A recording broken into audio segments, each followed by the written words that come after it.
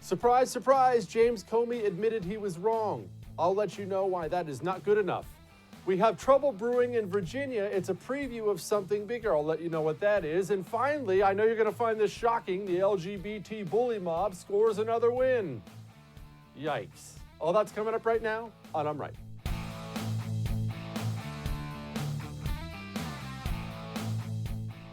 What should you expect from your leaders in the United States of America? What's reasonable to expect? Not just their basic decision making. Obviously, we have Republicans on this side, we have Democrats on this side. I want low taxes. If you're a Democrat, I want every unborn baby to die. You know, it all just depends. Everyone falls on a different side of the aisle. But what is reasonable to expect for their health? I mean, it's a great question to ask, right? Age does matter. Wisdom does matter. We don't want small children leading the country. I have two boys, 9 and 11. I love them dearly. Sometimes they say smart things. You definitely would not want them in command of the most powerful nation in the world. And we can all admit also, as uncomfortable as this gets sometimes, some people are too old for things. Lots of people are too old to play in the NFL. Lots of people are too old to drive. No one wants to talk about that. And sometimes somebody just might be too old to be in the United States Congress. And I'm not saying anybody is or anybody isn't, but these are questions we're certainly allowed to ask. I know you haven't had to look far in the past year to find news stories about, is Donald Trump mentally fit? We're coming up next. We'll have a Democrat psychologist on to analyze Donald Trump from afar. Has he gone crazy? Is he senile? Is Trump okay?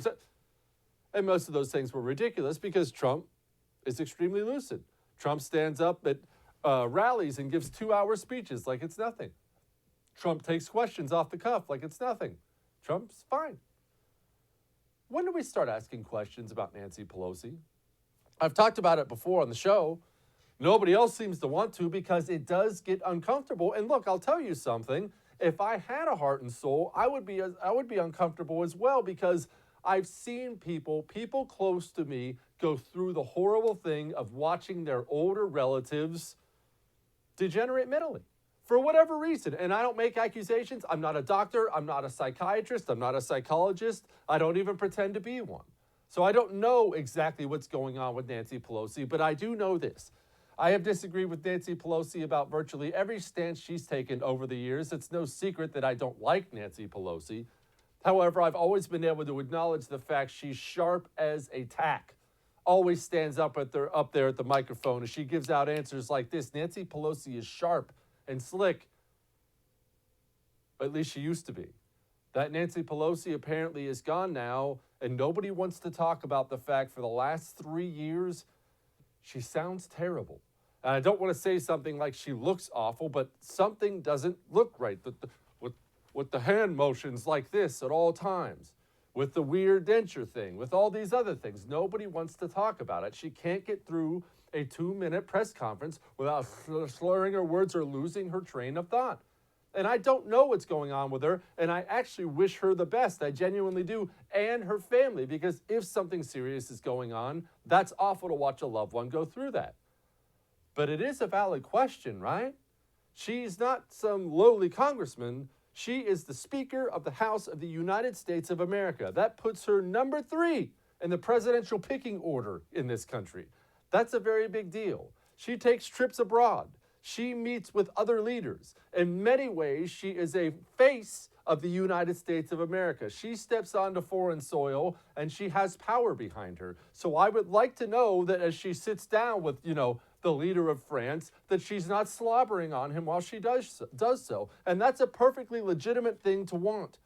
And it's also perfectly legitimate to have the media, or to at least ask the media as a whole, could we maybe ask some questions about it? We all remember that story a few years back where the congressional pharmacist had been giving out Alzheimer's medication to people. I'm not at all saying that's what Nancy Pelosi has or she was one of the ones, but we have people there who are clearly not doing well mentally. But what we don't have is a press that's going to ask questions. So yes, Nancy Pelosi stepped up and talked about bribery or whatever, but here she is. Listen to her. Why did you decide not to make bribery one of the articles of impeachment? I myself am not a lawyer. Sometimes I act like one. Not as often as I act as a doctor. I practice medicine on the side without benefit of diploma, too. This is a decision that was recommended by our working together with our committee chairs, our attorneys, and the rest. Well, you didn't think Donald Trump was going to let that little thing go. Oh, we're just dropping the bribery charges. So Donald Trump took to Twitter and said this, quote, because Nancy's teeth were falling out of her mouth and she didn't have time to think, end quote. Now, let's have this little discussion about Donald Trump's Twitter account. I will readily admit to you that I really enjoy most of it. I don't like things like this. I didn't like when he called Stormy Daniels horse-faced, although I'm not a Stormy Daniels fan. And I will tell you, I regularly mingle with relatively non-political people who vote. I have yet to meet one of them who had something good to say about Donald Trump's Twitter account. It is mainly an account for his base. It speaks to his people, it revs them up, and all that's fine. That's just the way it goes. It is, however, important for this one thing, and I hope future Republicans will use it in this way. Donald Trump gets the media to talk about things they desperately do not want to talk about. The media doesn't want to talk about this subject. Every single person in America, it's not just me, I'm just the only one willing to talk about it. Every single person in America watches Nancy Pelosi's press conferences time after time and says to themselves, oh, okay, she's not doing well. She's not doing well. There's something wrong with that person. She's not the Nancy Pelosi she should be. And the media has run from that story like an Olympic sprinter. Donald Trump takes to Twitter, says something rude. Are they going to cover it now? You watch. They won't. They'll drop this story like a hot potato. Donald Trump could save a puppy and hand it to an orphan on the side of the road, and the media would find something to attack him on over it.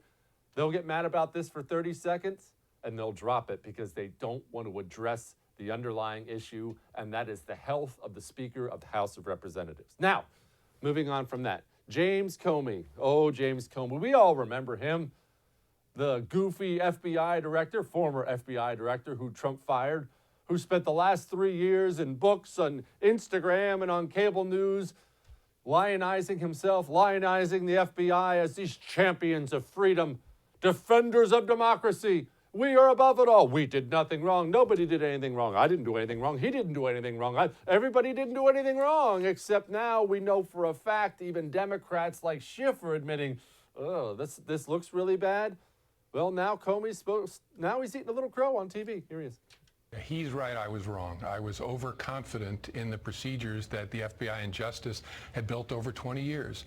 I thought they were robust enough. It's incredibly hard to get a FISA. I was overconfident in those because he's right. There was real sloppiness. 17 things that either should have been in the applications or at least discussed and characterized differently. It was not acceptable. And so he's right, I was wrong. Couple things. Don't ever sell me this crap, and don't let any one of these FBI people or status-loving Democrats tell you that it's really hard to get a FISA. Do you have any idea what the approval rating is for a FISA? You ready? I'm ready to tell you. It's over 98%. I'm not making that up. That's not a made-up statistic. I forget what the exact number is, but I believe it was over 40,000 applications. You know how many they rejected? I think it was like 82.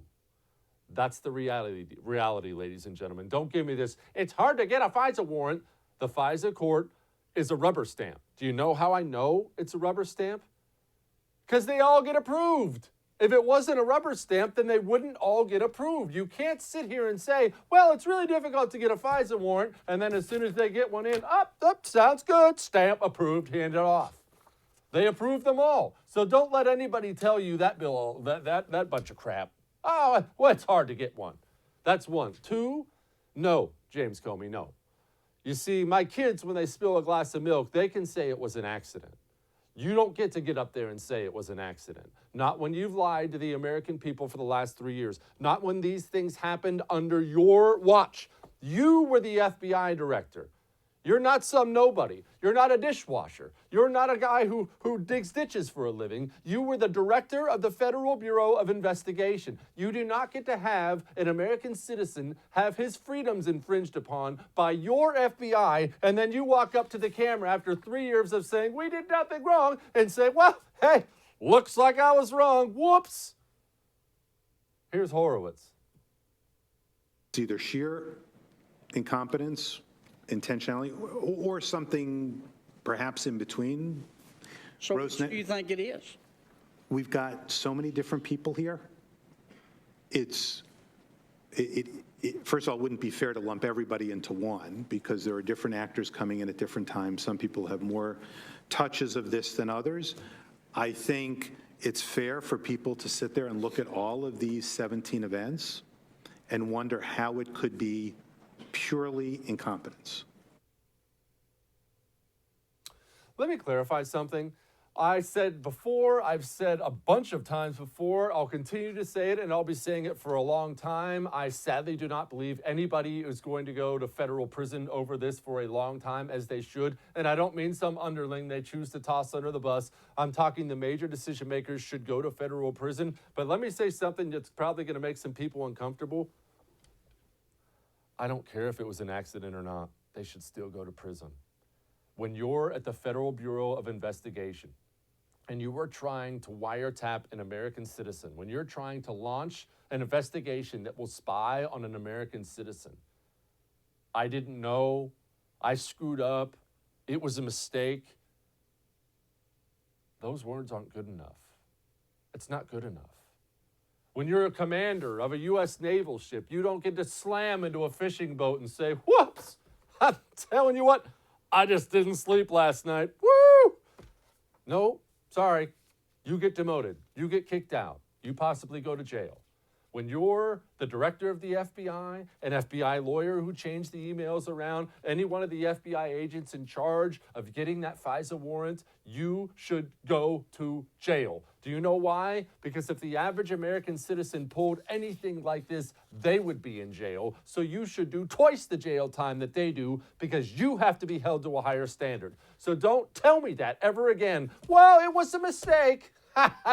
Bonehead me. It's just a FISA warrant. You know, I'll get the next one right. That's not good enough.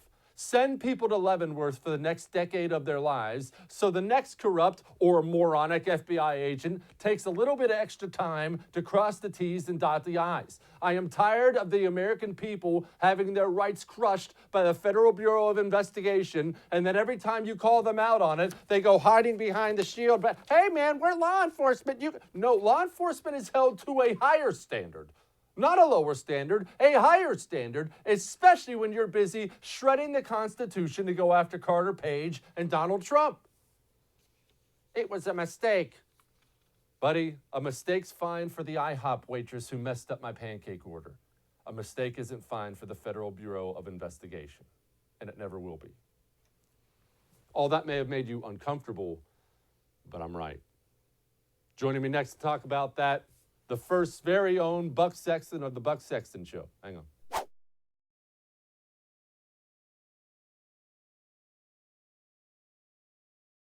Joining me now, the first very own Buck Sexton of the Buck Sexton Show. Buck, before we get into Nancy Pelosi's dentures and Jim Comey and all these other things, I wanted to ask you something. I'm just putting this out there.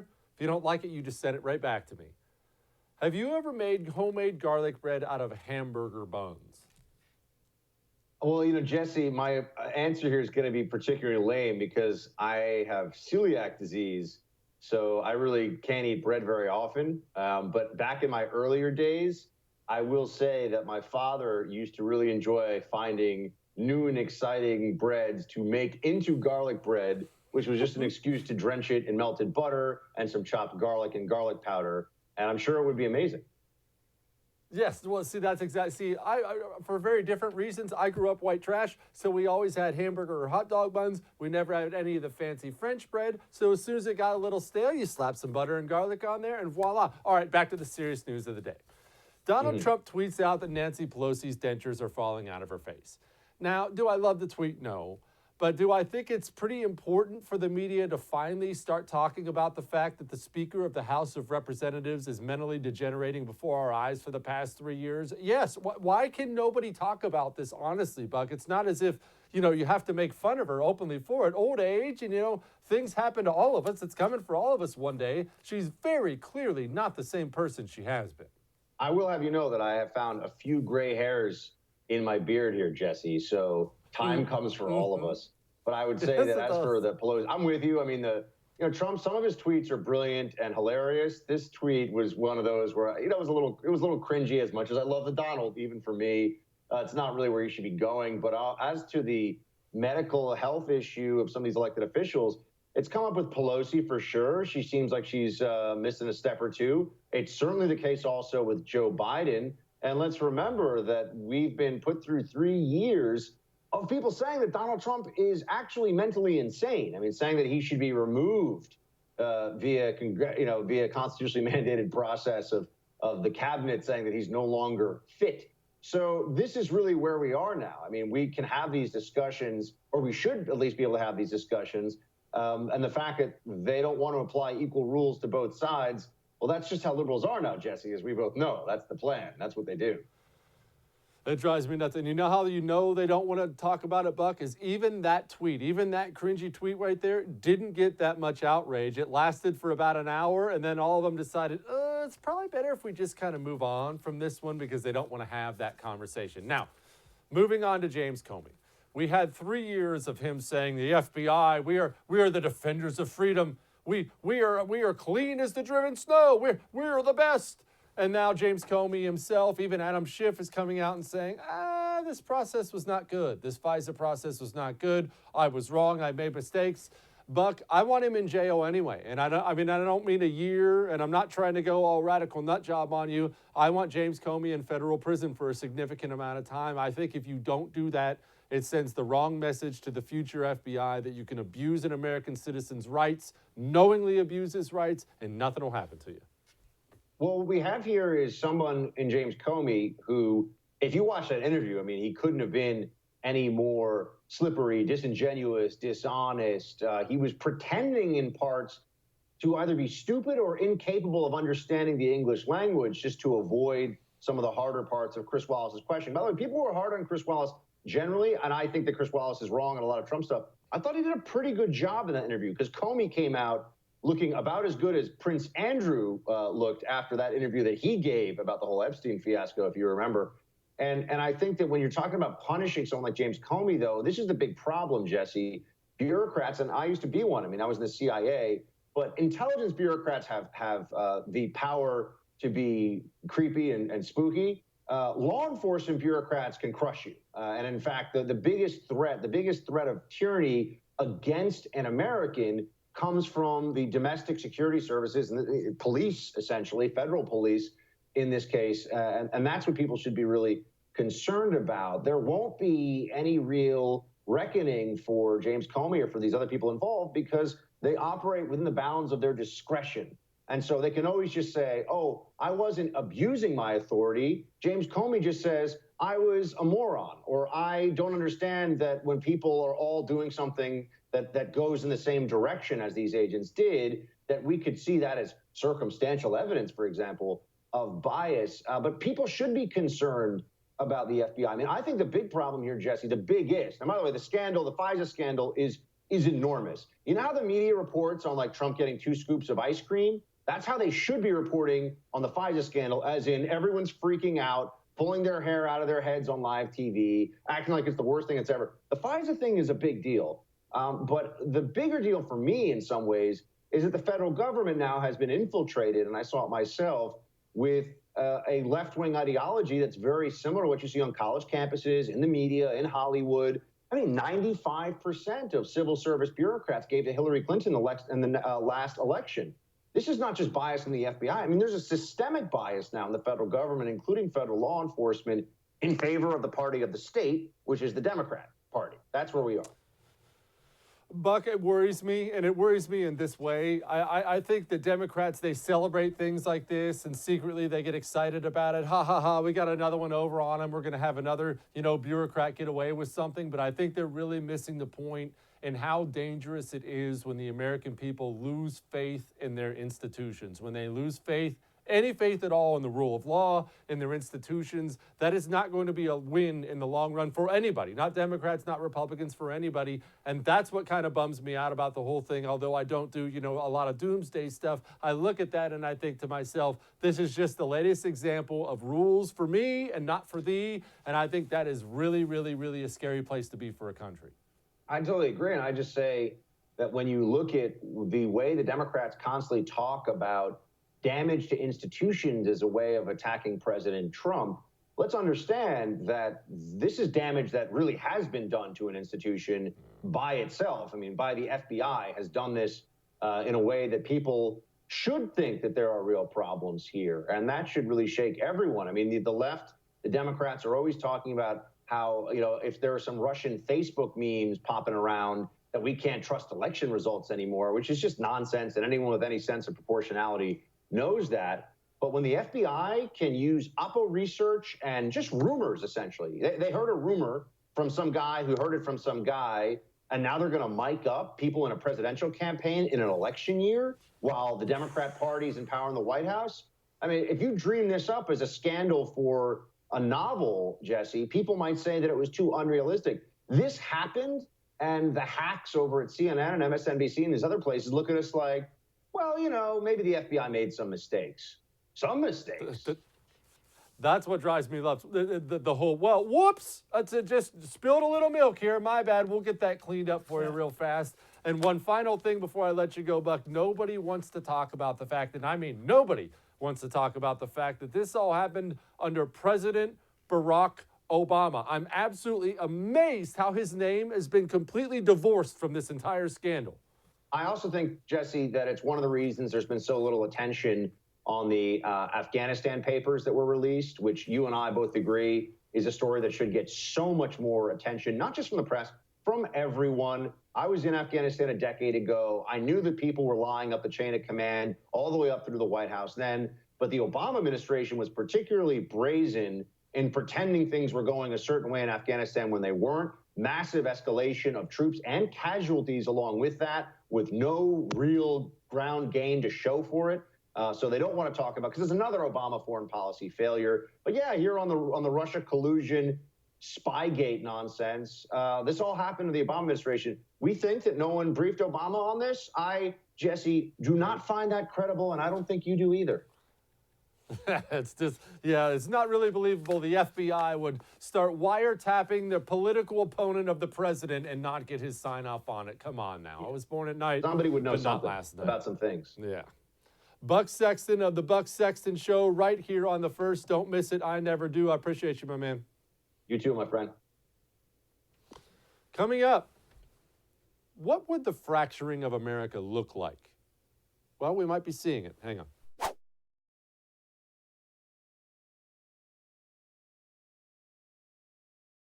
Okay, it's time that we have a very serious discussion about, well, the country, the state of the country. And I'm going to do the best I can not to make this some melodramatic, the sky is falling stuff, because I don't do that here. But if we're going to write the story of America and we're going to act like we're 1,000 years, 2,000 years from now, whatever that time frame may be, and we're historians in this time and we're looking back on the country, how are we going to write that story? What's going to be part of that story? We all study Rome, or at least most of us who didn't have to go to government schools. I'm just kidding. I was in public school my whole life. That's why I'm the way I am. But we all study the fall of Rome. Everybody has. There are whole podcasts dedicated to the whole thing. There are books upon books upon books dedicated to it. And not just Rome, all the major empires, the Achaemenid Persians. What happened to Alexander the Great? What happened to the Song Chinese? But every great empire, we look back on them and we study the things that caused their fall. We study their rise, we study their fall.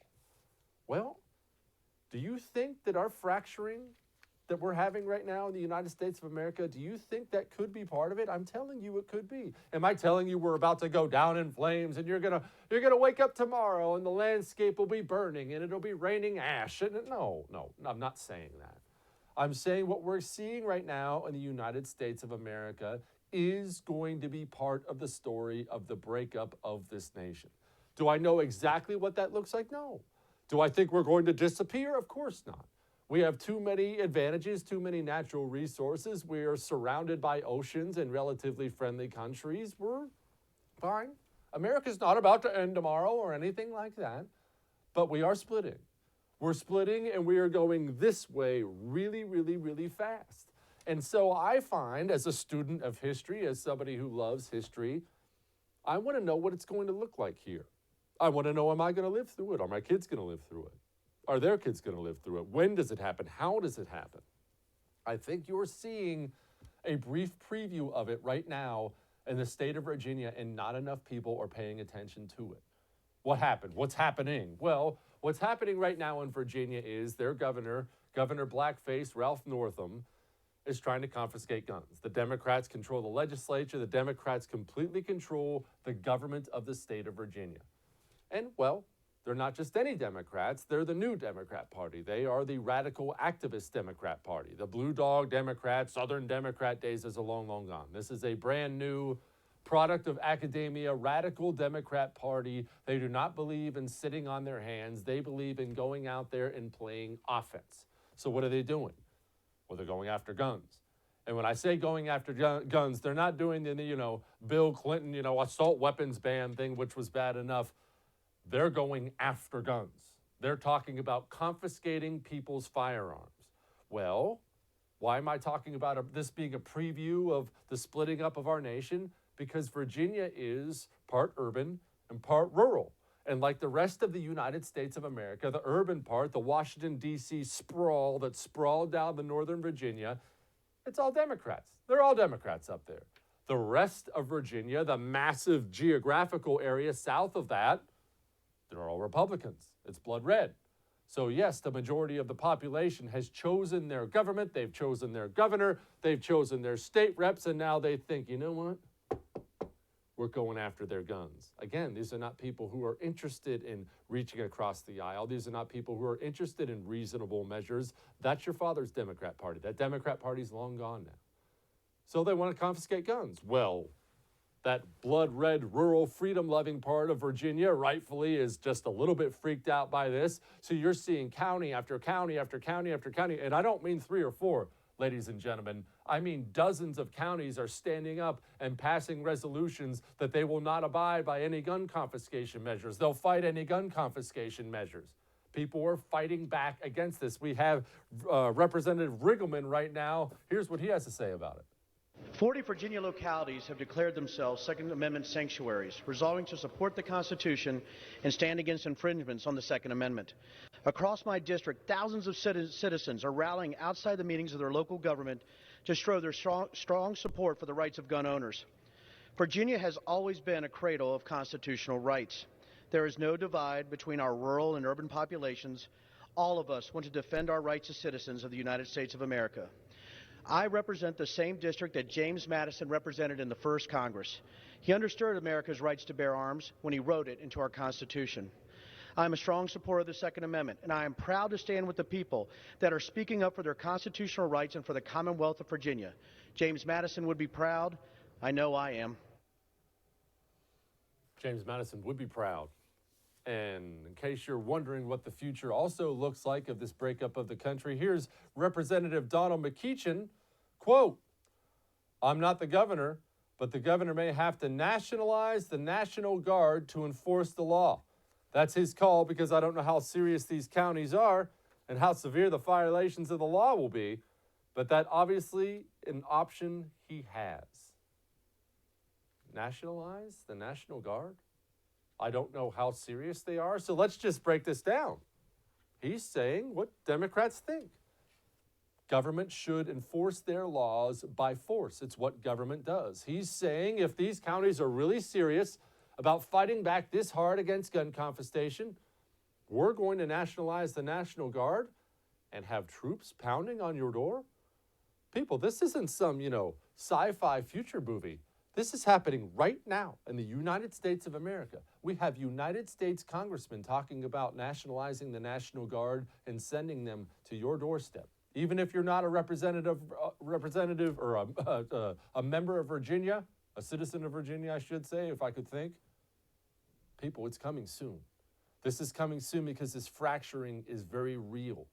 Democrats are flooding the urban areas. Republicans, horrified by this, are flooding the rural areas, and the country is splitting apart. And this new Democrat Party, they believe in enforcing their will and enforcing their will all the way. The governor this morning said something, trying to hold off the flat-out rebellion that he has going on in his state, saying, well, look, maybe we won't confiscate them. Maybe we'll just register them. Yeah, because anyone believes that. Oh, all the guns we wanted to confiscate? Ha! I had a change of heart. You're totally fine. We don't want to take your guns. Actually, I just need you to sign on this piece of paper exactly what guns you have. That's not smart. Don't believe them for a second. And this is what we're going to see in the United States of America. We're seeing it in Colorado. There's been measure after measure after measure trying to break up the state, because if you look at a map of Colorado, again, the urban areas dark blue, the rural areas red. California, we all love to make fun of it. I do too. Call me Fornia. Look at an actual map of elections of California. It's blue along the major urban centers of the coast, and then a sea of red. Now, that is not the most abnormal thing, but it's the way the blue conducts themselves. That is what is a preview for the future, and it is scary, ladies and gentlemen. It is scary. And frankly, as much as I can be this way, it's kind of sad, isn't it, to see America go this way? I don't like it. You shouldn't like it. And you don't have to call me and scream at me or email me, oh, Jesse, you're unpatriotic. Ladies and gentlemen, nations rise, nations fall, nations disappear, nations split up. That is not radical. That is the history of the world. It's not a matter of if, it is only a matter of when. So I ask you once again, looking back 1,000 years from now on the history of America and the history of America's fall, do you think maybe, just maybe, what we're seeing in Virginia right now might be one of those firing of the first shots type things? Just might. We have our gun expert and a resident of the state of Virginia, Cam Edwards of BearingArms.com, coming up in just a second to talk about it. Hang on.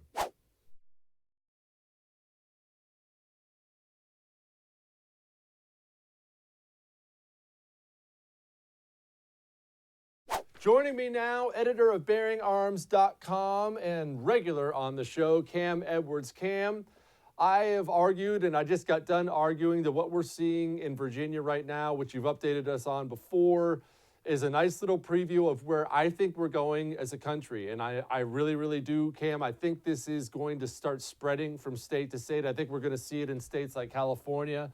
I think we're going to see it in states like Colorado.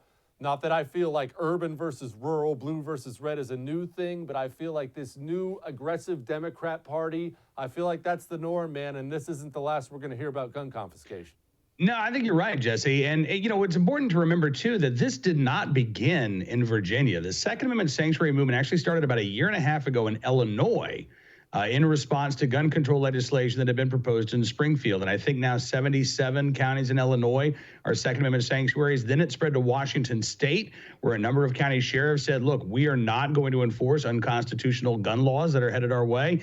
About 1/3 of the state of Colorado, as you mentioned, already Second Amendment sanctuaries. And we've got one sheriff there, sheriff in Weld County, Colorado, Steve Reams, who says he's willing to go to jail rather than enforce the state's red flag law, which goes into effect, I believe, January 1st in Colorado. And then you get to, Virginia. And along with Virginia, we've seen Texas, Florida, got a town in New Jersey that just adopted a Second Amendment sanctuary resolution. There are 76 counties in Virginia as of Monday morning that have adopted this resolution. We've got about a dozen or so scheduled to vote on resolutions this week in Virginia. And there are 95 counties in the state. So already, Jesse, far more than, half the state of Virginia has signed on to this. And you're right, this is a movement that is growing, I think, exponentially, and it is a true grassroots response to this incredible anti-gun agenda being pushed by Democrats that would infringe on the constitutional rights of all Americans.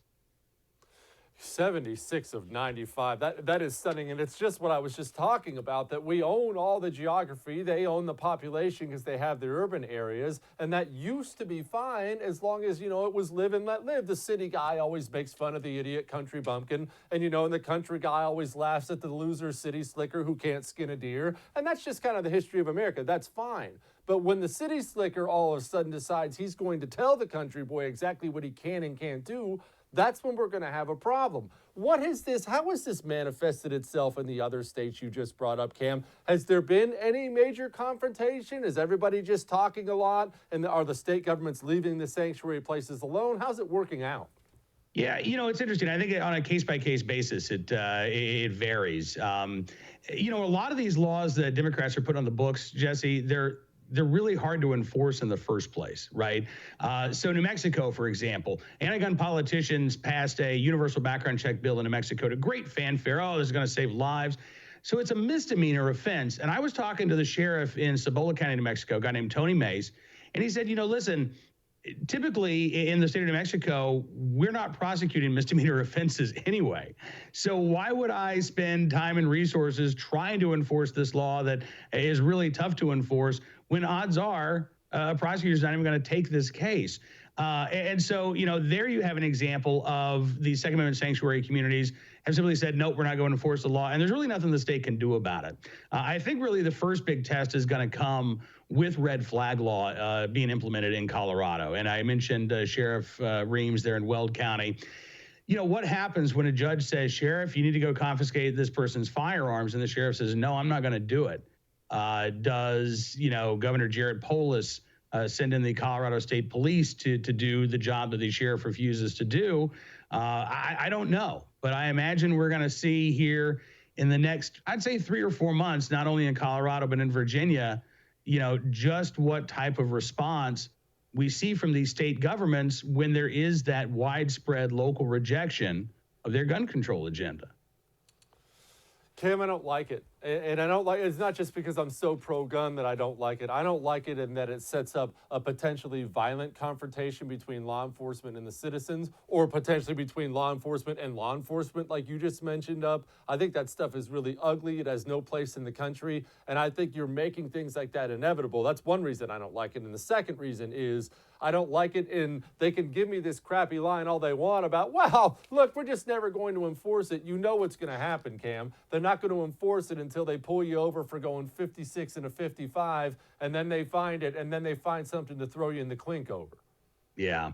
But, here's the good thing, Jesse, is that Democrats have they've shown us the way to respond here. In Virginia, for example, we have 2 prosecutors, Commonwealth attorneys is what they're called in Virginia. And earlier this year, they said, hey, look, we're not going to prosecute any misdemeanor marijuana offenses. Any cases that get brought to us, we're just going to dismiss. It doesn't matter what the state law is. We've got that discretion. We're going to do it. Well, what's the difference between that and a county, attorney in Prince Edward County, where Farmville, Virginia is located, or a county sheriff somewhere saying, hey, you know what? I'm not going to enforce these gun control laws either. If the sheriff's or if the law enforcement has discretion when it comes to the drug laws, we've got the same discretion when it comes to laws impacting the right to keep and bear arms of our residents. We're not doing anything different than what the left has already done. So I think that's one of the reasons why they're objecting so much, because their hypocrisy is on display here. We're just playing by their rules. I agree to an extent, Cam, but my problem with that is so much of this is going to come down to the discretion of judges. And like, for instance, where I live in Houston, Texas, in Harris County, for a lot of different reasons, they had basically a clean sweep of judges where they ran out almost all the Republican judges. They put in almost all Democrat judges. And of course, because a Democrat can't just be saying these days, they're all radical nut jobs, and they just let that guy, I'm sure you saw that story about that poor cop, that mother of 5 who got run down by a gangbanger. They finally find the guy. They track him down, who just got done murdering a cop. They let the guy out on bail almost immediately because of one of these judges. You know how this goes. That guy gets to hit the streets again, but they find my AR-15 locked up in my car, and I'm staying in the clink for the next 3 months. And you know that's how it'll go. Listen, I am not suggesting that the Second Amendment sanctuary movement is a suit of armor for the right to keep and bear arms. It is not. It is a defensive measure. You're right. There are going to be a lot of jurisdictions in Virginia, for example, that do enforce these laws. And they are going to be primarily, as you say, deep blue cities, right? That's one of the things that I'm hoping Democrats in Virginia understand, is that this law, or these laws that they're putting on the books, probably aren't going to be enforced in rural areas. You look at New York State, for example. They passed the SAFE Act back in 2013, gun control package. About 80% of the prosecutions in that state are coming from the Bronx and Brooklyn, 2 of New York City's 5 boroughs responsible for the vast majority of prosecutions. And most of those individuals who are being prosecuted are young black guys without serious criminal histories. They're simply being caught in possession of a firearm without a license, which is not a crime in at least 15 states in the country, but it's a 3.5-year prison sentence in New York City. And we're going to see that same disparate impact, I think, with these gun control laws in Virginia. Is one argument, frankly, that I hope is more persuasive than reminding Democrats that we have a constitutionally protected right to keep and bear arms, because I don't think they care about that.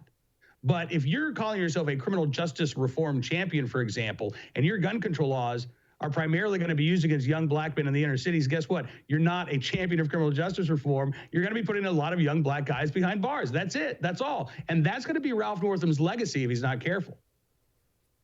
Cam, what's the difference between a commonwealth and a state, and why is Virginia so snobby about it?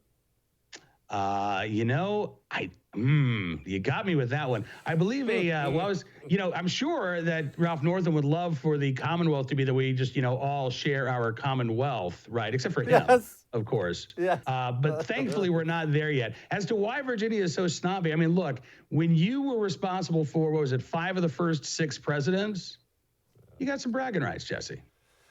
They do. They do. Sadly, I love your state as much as I'd bag on it, but I think the Edwards are still going to end up in Texas at some point or in the future. All right. Give our best to Mrs. E. Cam Edwards at BearingArms.com. Thank you so much for giving us some time tonight. Always a pleasure, Jesse. Thanks, man. Coming up next, I know you're going to find this shocking, but the LGBT bully mob just notched another win. Wow. What a shock.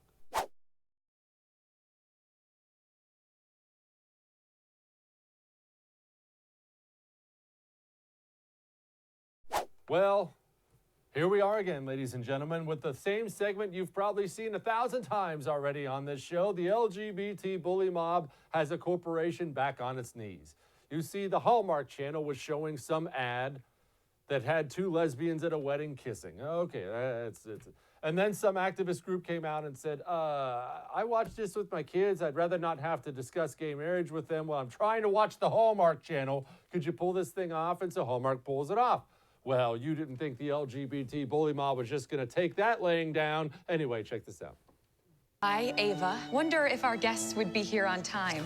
If we had a custom wedding website. With our ceremony details on it. And I, Taylor, would pick Zola to have and to host our wedding website. Ours even matched our Zola invites. The whole thing was so freaking easy. Do you think Zola could have made planning your perfect wedding easier? We do. I do. We've helped 1 million couples plan their weddings with free websites, registry, and invitations. Get started for free at Zola.com.